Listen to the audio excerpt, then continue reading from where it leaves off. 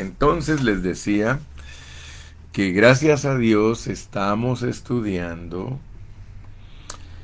las 29 cosas que están en palabras simples en el Nuevo Testamento para mostrarnos lo que es la persona de Dios que vino a través de la encarnación de Jesucristo. Y ahora estamos ocupados en las 10 cosas que están explicadas por medio de parábolas. Les dije que la primera cosa que estudiamos de lo que Dios es en parábola, Él es comparado como un padre de familia. Él como padre de familia encomendó a los judíos su gestión, su reino, pero ellos fueron malvados, mataron a los profetas y mataron al hijo. Luego después vimos que Dios aparece como el rey en la parábola de las bodas, como rey. Por favor, pongan mucha atención. Él aparece como rey en Mateo 22 del 1 al 14. Ahí aparece como rey. Voy a hacer bastante énfasis porque estos 10 puntos son importantes. Primero lo tenemos como padre de familia. Segundo, lo tenemos como rey. Tercero, lo tenemos como amigo. Ayer estuve predicando de eso y como amigo está bajo el contexto de la oración, de ser persistentes. Se recuerdan que hablé de que los que no oran no son amigos, porque cuando uno es amigo de Dios se elimina todo concepto religioso y se vuelve una relación íntima. El número 4 es que Él es el Señor en la parábola de la higuera. Él es el dueño. Entonces voy a volver a repetir porque ya ahorita ya he desarrollado 4 cosas que pertenecen a la persona de Dios explicada en parábola. Él es padre de familia en parábola. Él es el rey en la parábola de la fiesta de bodas. Él es el amigo en la parábola de la oración persistente. Y Él es el Señor y dueño en la parábola de la higuera. Hoy vamos a entrar a la quinta cosa. La quinta cosa es que Él es el amo. Él es el amo en la casa, en la parábola de la cena. Escuche bien. Ya hablamos de la parábola de la boda. Ahora vamos a hablar de la parábola de la cena. Y para ello vamos a ir a Lucas. Lucas capítulo 14. Versículos del 15 al 24. Lucas 14, del 15 al 24. Y quiero que por favor me pongan mucha atención. Dice, oyendo esto, uno de los que estaban sentados con él a la mesa, le dijo, bienaventurado el que coma pan en el reino de Dios. Entonces Jesús le dijo, un hombre, noten pues, un hombre, aquí no dice un rey. En Mateo 22, dice, Mateo 22, del 2 al 14, del 1 al 14, dice un rey. ¿Por qué? Porque Mateo es el evangelio del reino. Y siempre que nosotros estudiemos acerca de el reino, estamos estudiando acerca de la recompensa que Dios tiene para nosotros. Nunca olvides que el Evangelio de Mateo es para el reino, para el reino, para la recompensa. El Evangelio de Mateo no es para la salvación, es para el reino, es para la recompensa. Se enfoca totalmente en la recompensa que el cristiano debe obtener por su trabajo. Eso es Mateo. Ahora veamos en Lucas. Entonces Jesús le dijo, un hombre hizo una gran cena y convidó a muchos. Y a la hora de la cena envió a su siervo a decir a los convidados: venid, que ya todo está preparado. Y todos a una comenzaron a excusarse. El primero dijo: he comprado una hacienda y necesito ir a verla, te ruego que me excuses. Otro dijo: he comprado 5 yuntas de bueyes y voy a probarlos, te ruego que me excuses. Y otro dijo: acabo de casarme y por tanto no puedo ir. Vuelto el siervo hizo saber estas cosas a su señor. Entonces, enojado, el padre de familia dijo a su siervo: ve pronto por las plazas y las calles de la ciudad y trae acá a los pobres, los mancos, los cojos y los ciegos. Y dijo el siervo: Señor, se ha hecho como mandaste, y aún hay lugar. Dijo el Señor al siervo: ve por los caminos y por los vallados, y fuérzalos a entrar, para que se llene mi casa. Porque os digo que ninguno de aquellos hombres que fueron convidados gustará mi cena. Ok, fíjense pues. Aquí en esta parábola de la gran cena, Dios es el amo de la casa. Versículo 21. Dice: vuelto el siervo hizo saber estas cosas a su señor. Entonces, enojado, el padre de familia dijo a su siervo: ve pronto por las plazas y las calles de la ciudad y trae acá a los pobres, los mancos, los cojos y los ciegos. En la parábola de la gran cena, esta gran cena es diferente a la fiesta de bodas de Mateo 22, del 2 al 14. Vayamos a Mateo 22, del 2 al 14. Quiero que veas la diferencia. Mateo 22, del 2 al 14. Mira cómo dice allí: el reino de los cielos. El reino de los cielos. Te lo voy a repetir bastantes veces. El reino de los cielos es semejante a un rey que hizo fiesta de bodas a su hijo, y envió a sus siervos a llamar a los convidados a las bodas, mas éstos no quisieron venir. Volvió a enviar otros siervos diciendo: decid a los convidados: he aquí, he preparado mi comida, mis toros y animales engordados han sido muertos, y todo está dispuesto, venid a las bodas.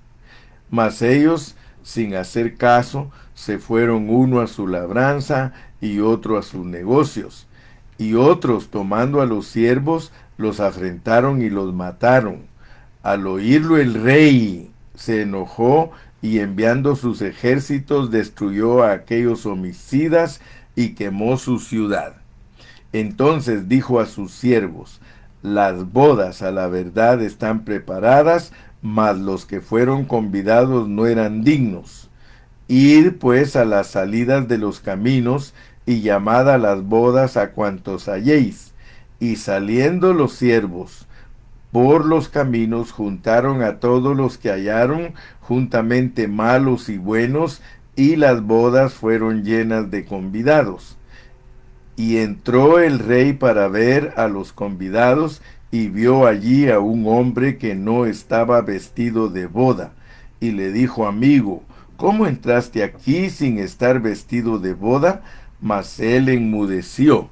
Entonces el rey dijo a los que servían: atadle de pies y manos y echadle en las tinieblas de afuera.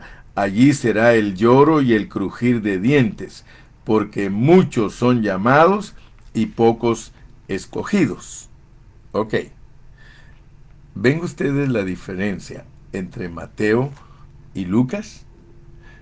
Fíjate que aquí en Lucas, capítulo 14, versículos del 16 en adelante, dice: entonces Jesús le dijo: un hombre hizo una gran cena. Entonces, en la parábola de la gran cena, Dios aparece como un hombre, y en el contexto dice que también es padre de familia. O sea que es alguien que hace una fiesta y se pone a invitar a los que él quiere. Pero noten, porque Mateo, si ustedes ven el contexto del capítulo 22, es importante ver que Dios le quitó el reino a los judíos y se lo dio a la iglesia. Leamos Mateo 21:43 para que usted vea pues que el contexto de Mateo es para el reino, el reino, el reino, mientras que Lucas no es para el reino. Ahorita les voy a explicar. Dice 21:43, por tanto os digo que el reino de Dios será quitado de vosotros. Se lo quitó a los judíos y será dado a gente que produzca los frutos de él. Se lo da a la iglesia. Es muy importante que tú veas en Mateo cómo Dios le quita el reino, se lo quita a los judíos y se lo da a la iglesia, la recompensa. Dios quería recompensar a Israel. Dios quería recompensar a los judíos, que ellos tuvieran parte del reino, pero ellos no quisieron. Entonces Dios se lo pasa a la iglesia. Pero ahora veamos que en Lucas, el amo de la casa, el padre de familia, el hombre, no el rey, él hace una gran cena. Y esta fiesta que nosotros vemos de bodas en Mateo es diferente a la cena que nos presenta Lucas 14. Porque Lucas 14:16, vamos a leerlo otra vez, Lucas 14:16, entonces Jesús le dijo, un hombre hizo una gran cena y convidó a muchos. Ha preparado su salvación completa como una gran cena. Nosotros debemos entender nuestra salvación completa como una gran cena, pero nuestra recompensa es como una boda. Para entender nosotros bien, pues, para que nosotros entendamos que la recompensa, que es heredar el reino, es como una boda. El que se une al Señor, un espíritu es con él. Por eso ayer les expliqué, la iglesia está desposada. Desposarse con Cristo es para el reino. Sin embargo, disfrutar de la cena de Lucas es para entender nuestra salvación completa. ¿Estamos? Estamos agarrando la onda, estamos desarrollando la cosa número 5. Dios ha preparado una salvación completa y eso está explicado como una gran cena. La gran cena para que Israel obtuviera salvación. Por eso ellos dicen, estoy ocupado. O sea, Israel estaba muy ocupado de sus riquezas, tales como su tierra, su ganado, su esposa, y ellos rechazaron la invitación. Vamos a leerlo en Lucas 14 del 18 al 20. Y todos a una comenzaron a excusarse. El primero dijo, he comprado una hacienda y necesito ir a verla. Te ruego que me excuses. Otro dijo, he comprado 5 yuntas de bueyes y voy a probarlos. Te ruego que me excuses. Y otro dijo, acabo de casarme y por tanto no puedo ir. ¿Te das cuenta? Esa fue la actitud del pueblo de Israel hacia el Señor Jesucristo. Él, como un hombre que los estaba invitando a una esplendorosa cena, ellos usaron todas sus cosas materiales para rechazarlo. Entonces, Dios envió a sus apóstoles a invitar a la gente de la calle, a los pobres, a los ciegos, a los cojos, y ellos, por causa de su pobreza, aceptaron la invitación. Ellos reconocieron que eran cojos, que eran ciegos, que eran pobres, que no tenían ninguna riqueza como los otros. Los otros eran riquísimos. Tenían tierras, tenían propiedades, tenían todo lo que es riqueza, ¿verdad? Ganado, y aún hasta sus esposas eran una riqueza para ellos.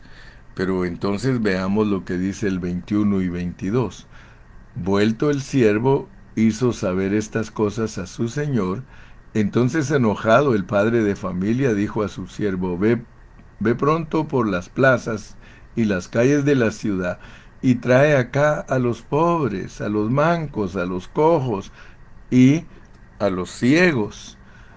Y dijo el siervo: Señor, se ha hecho como mandaste y aún hay lugar. Fíjese pues, el lugar era amplio.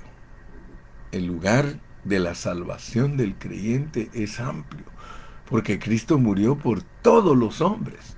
Pero es claro que solo van a venir los que han sido ordenados para salvación. Aún había lugar, por tanto, Él envió a sus siervos al mundo gentil para que llenaran el lugar amplio y vacío. 22 y 23. Y dijo el siervo: Señor, se ha hecho como mandaste y aún hay lugar. Dijo el Señor al siervo: ve por los caminos y por los vallados y fuérzalos a entrar para que se llene mi casa. Para que se llene mi casa. Imagínese usted, aún había lugar. Leamos, porque estos conceptos se clarifican en las epístolas. Vamos a leer primero en Hechos. Leamos Hechos 13, 46, 48. Hechos 13, 46, 48. Hechos 13, 46 al 48. Dice aquí, mire pues, dice, Hechos 13, 46 al 48. Entonces, Pablo y Bernabé, hablando con denuedo, dijeron: a vosotros, a la verdad, era necesario que se os hablase primero la palabra de Dios. Mas puesto que la desecháis y no os juzgáis dignos de la vida eterna, he aquí nos volvemos a los gentiles. Porque así nos ha mandado el Señor diciendo: te he puesto para luz de los gentiles, a fin de que seas para salvación hasta lo último de la tierra. Los gentiles, oyendo esto, se regocijaban y glorificaban la palabra del Señor, y creyeron todos los que estaban ordenados para vida eterna. ¡Wow! Y aún más amplificado el concepto, vayámonos a Romanos, capítulo 11 y versículo 25. Romanos 11, 25. Ahí dice: porque no quiero, hermanos, que ignoréis este misterio, para que no seáis arrogantes en cuanto a vosotros mismos, que ha acontecido a Israel endurecimiento en parte, hasta que haya entrado la plenitud de los gentiles. Entonces, nunca se te olvide que la diferencia entre la gran cena de Lucas, la gran cena de Lucas 14, y las bodas de Mateo 22, la gran diferencia es que en Mateo se nos presenta una fiesta de boda dada por el rey, para que nosotros heredemos el reino, para que tengamos recompensa. Mientras que en Lucas 14 se nos presenta cierto hombre haciendo una cena que significa la salvación para el creyente. ¿Te das cuenta? Por favor, nunca te olvides de eso. ¿Quieres predicar bien la palabra de Dios? Aprende a predicar que en Mateo heredamos el reino. En Mateo está la transición de cambio de manos de reino. Mientras que en Lucas, con la cena, tenemos explicada la salvación para los gentiles.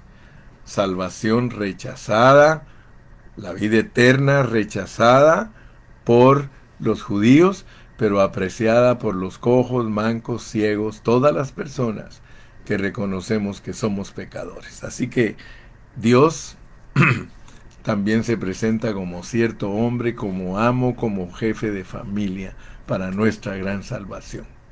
Muy bien, entonces desarrollemos otro punto más. Este punto que sigue es muy famoso entre los cristianos porque es el padre del pródigo. Vamos a tocar entonces la cosa número 6 que concierne con el padre del pródigo. Dios también es el padre del pródigo. Así que el Dios a quien pertenecen todas estas cosas, Él es también el padre del pródigo. Entonces, vamos a ir a Lucas 15, versículos del 11 al 32. Lucas 15, versículos del 11 al 32. Dice: y otra vez, alabad al Señor todos los gentiles, y magnificadle todos los pueblos. Y otra vez dice Isaías: estará la raíz de Isaí, y el que se levanta a regir los gentiles. Los gentiles esperan en él. Y el Dios de esperanza os llene de todo gozo y paz en el creer, para que abundéis en esperanza por el poder del Espíritu Santo. Pero estoy seguro de vosotros, hermanos míos, de que vosotros mismos estáis llenos de bondad, llenos de todo conocimiento, de tal manera que podéis amonestaros los unos a los otros. Mas os he escrito, hermanos, en parte con atrevimiento, como para haceros recordar por la gracia que de Dios me es dada, para ser ministro. Perdón, mis hermanos, ya estaba bien emocionado leyendo Romanos. Y ninguno me dice nada. Ninguno me dice nada, pero gracias a Dios que por ahí tengo a mis secretarias. No, les dije que para hablar del padre del pródigo nos tenemos que ir a Lucas 15. Lucas capítulo 15. De repente me vino a la mente, pero sí, el hijo pródigo está en Lucas 15 y 16. Entonces vamos a regresar a Lucas 15. Ahí me disculpan, para que, bueno, de todas maneras leer la Biblia es muy provechoso. Lucas capítulo 15, versículos del 11 al 34. Dice: también dijo, un hombre tenía 2 hijos, y el menor de ellos dijo a su padre: Padre, dame la parte de los bienes que me corresponde. Y les repartió los bienes. No muchos días después, juntándolo todo, el hijo menor se fue lejos a una provincia apartada y ahí desperdició sus bienes, viviendo perdidamente. Y cuando todo lo hubo malgastado, vino una gran hambre en aquella provincia y comenzó a faltarle. Y fue y se arrimó a uno de los ciudadanos de aquella tierra, el cual le envió a su hacienda para que apacentase cerdos. Y deseaba llenar su vientre de las algarrobas que comían los cerdos, pero nadie le daba. Y volviendo en sí, dijo: ¿cuántos jornaleros en casa de mi padre tienen abundancia de pan, y yo aquí padezco de hambre? Me levantaré e iré a mi padre y le diré: Padre, he pecado contra el cielo y contra ti. Ya no soy digno de ser llamado tu hijo, hazme como a uno de tus jornaleros. Y levantándose vino a su padre, y cuando aún estaba lejos lo vio su padre, y fue movido a misericordia, y corrió y se echó sobre su cuello y le besó. Y el hijo le dijo: Padre, he pecado contra el cielo y contra ti, y ya no soy digno de ser llamado tu hijo. Pero el padre dijo a sus siervos: sacad el mejor vestido y vestidle, y poned un anillo en su mano y calzado en sus pies. Y traed el becerro gordo y matadlo, y comamos y hagamos fiesta.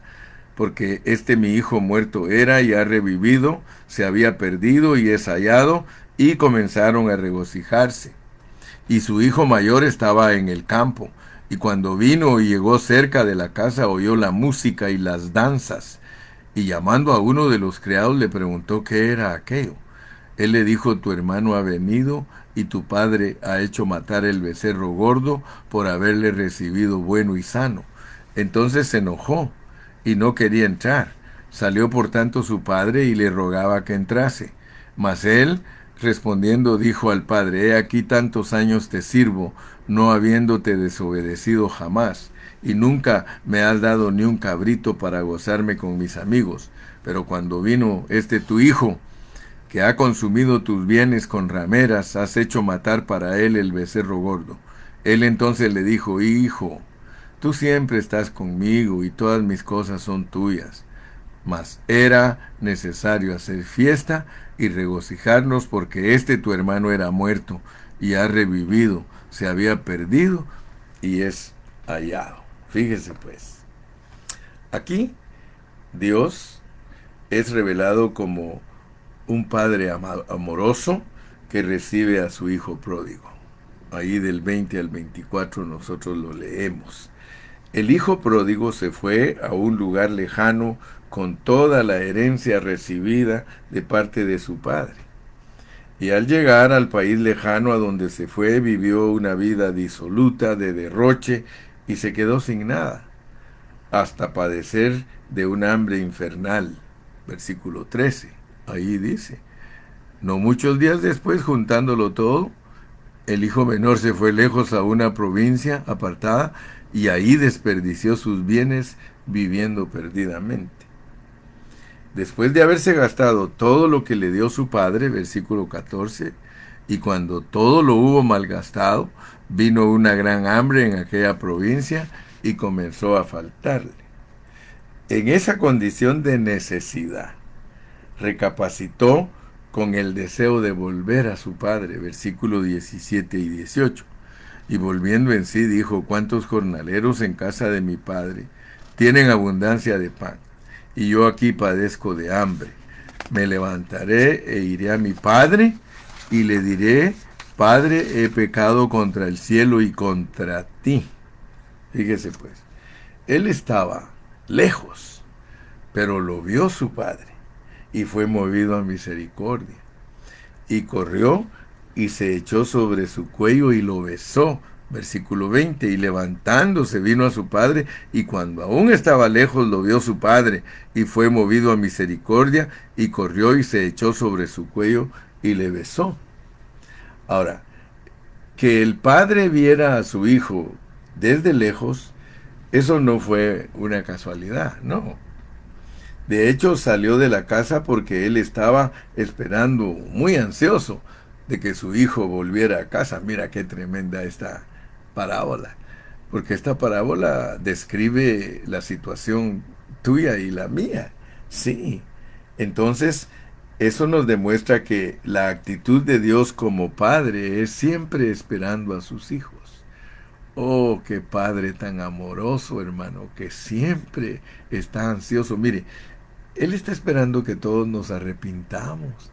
Él está esperando que todos los que están ordenados para vida eterna. Por eso nosotros tenemos que orar por nuestros familiares, orar por nuestro tío, nuestra tía, nuestro primo, nuestra prima, por nuestros papás, algunos que no son cristianos, porque Dios está ansioso en que ellos vengan. Y por eso nosotros tenemos que predicarles a Cristo a todos nuestros familiares. Entonces, la forma en que el padre recibe de regreso a su hijo nos muestra el gran afecto que tiene Dios por todos nosotros antes de que nosotros nos arrepintamos y vengamos a Él y seamos recibidos en el seno del hogar, que por supuesto el seno del hogar representa la vida de la iglesia. Nosotros hemos sido recibidos en la casa del Padre. La casa del Padre es la iglesia, hermano. Qué lindo. Mire que usted y yo ya no somos pródigos. Ya no andamos vagando, ya no andamos, hermano, allá afuera.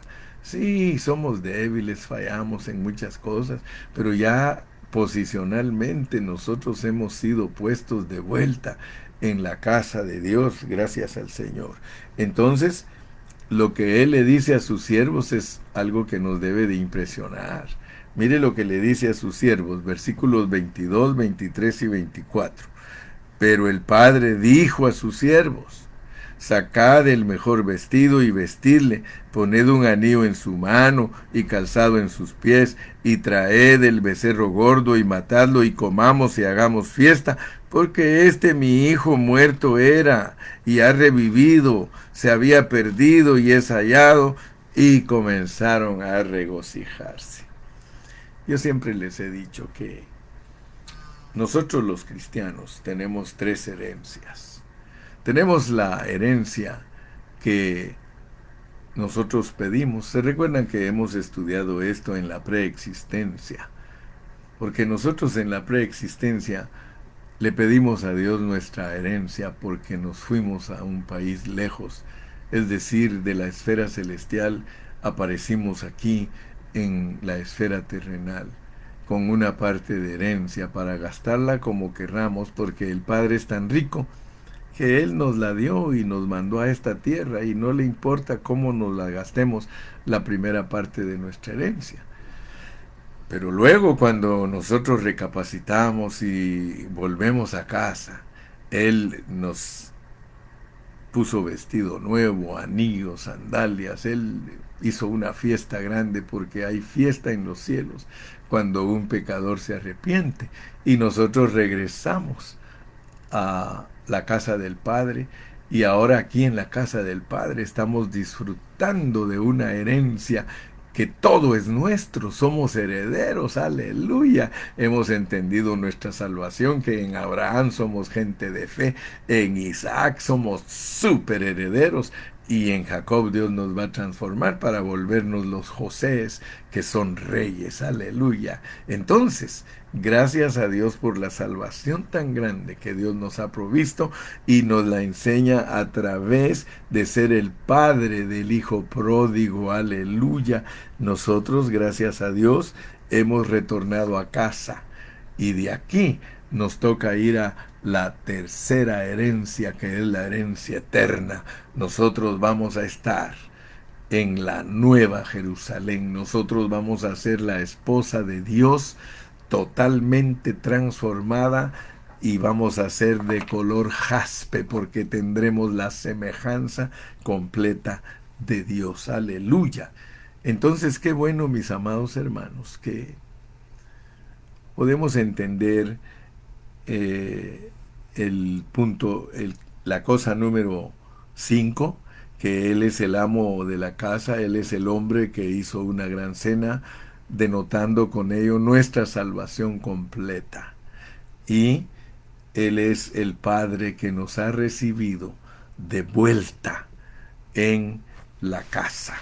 Muy bien, debido a que el punto que sigue es un punto que tenemos que estudiarlo con mucha diligencia, porque el punto que sigue es el juez injusto en la parábola de la oración persistente. Usted se fijó que hablamos del amigo. Dios como nuestro amigo es algo íntimo, algo dulce, algo precioso. Pero ahora nos toca estudiar la cosa número 7. Y la cosa número 7 tiene que ver con el juez injusto. Vamos a ir a Lucas 18. Vamos a introducirnos en esta mañana en Lucas 18 para hablar del juez injusto. Ahora, yo sé que muchos de ustedes van a sorprenderse que Dios nos diga que Él es un juez injusto. O sea que es una parábola. Una parábola para que nosotros entendamos cómo es Dios como juez injusto. Es posible que primera vez en tu vida que escuches que el hermano Carrillo va a predicar acerca de que Dios es el juez injusto. Vamos a leerlo. Lucas 18 del 1 al 8.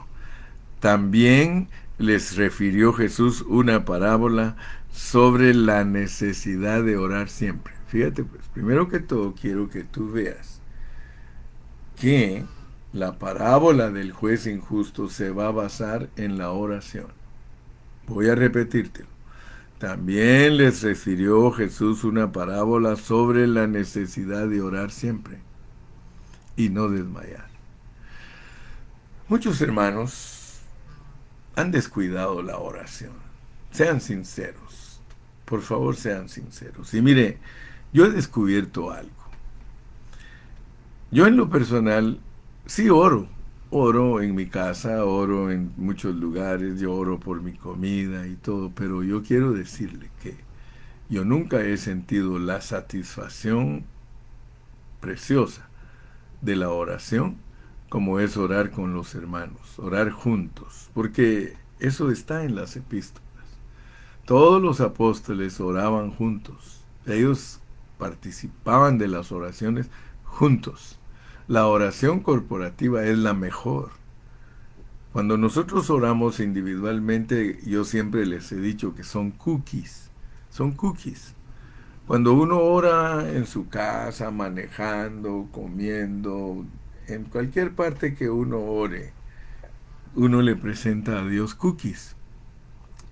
Pero cuando uno ora con todos los hermanos, uno le presenta a Dios una torta, un pastel. En la Biblia torta es pastel. Nunca se te olvide eso. Yo te ruego en el amor de Cristo que no se te olvide orar con los hermanos. Yo tengo años de años invitando a los hermanos a la reunión de oración. Leen las epístolas, subían a la oración, iban a la oración, oraban juntos, no solo partían el pan sino que participaban en las oraciones. Es que cuando nosotros oramos juntos y tenemos que aprender a orar, la oración corporativa, porque la oración corporativa es presentarle todos nosotros nuestras peticiones a Dios, pero como un conjunto. Entonces yo los exhorto a ustedes y los ruego porque, hermano, esto es por gracia. Esto no es no es impuesto, no es obligado. Si tú no tienes la gracia de Dios para orar, hermano, tienes que pedirle a Dios que te dé la gracia para orar, porque sin gracia no se puede hacer nada. Mira, si tú no tienes gracia para leer la Biblia, nunca la vas a leer. Si Dios no te da su gracia para orar, nunca vas a orar. Si Dios no te da gracia para cantar, nunca vas a cantar.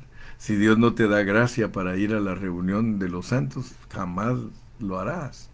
La gracia es muy importante. Gracia es Dios haciendo las cosas a través de nosotros. Entonces la oración es poderosísima. También les refirió Jesús una parábola sobre la necesidad de orar siempre.